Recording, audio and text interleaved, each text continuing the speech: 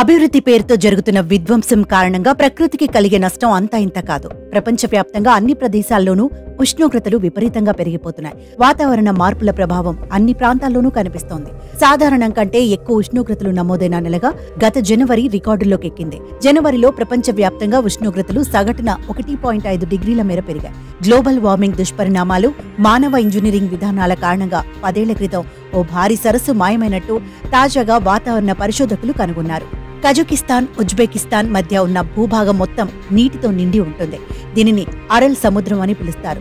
68,000 చదరపు కిలోమీటర్ల విస్తీర్ణం కలిగిన అరల్ సముద్రం ప్రపంచంలోనే 4వ అతిపెద్ద లోతట్టు ప్రాంతం.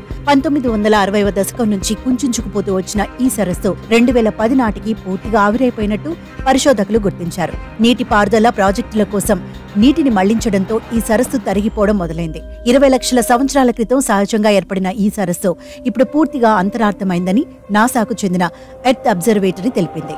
ఈ ప్రాంతంలో 2 ప్రధాన నదులైన సిర్ దర్యా, అము దర్యా అనే నదుల నీళ్లు కొండలు, గుట్టలు దాటి అరల్ సముద్రంలో కలిసేవి. అయితే 1960వ దశకంలో సోవియట్ యూనియన్ భారీ నీటిపారుదల ప్రాజెక్టుల నిర్మాణం చేపట్టింది.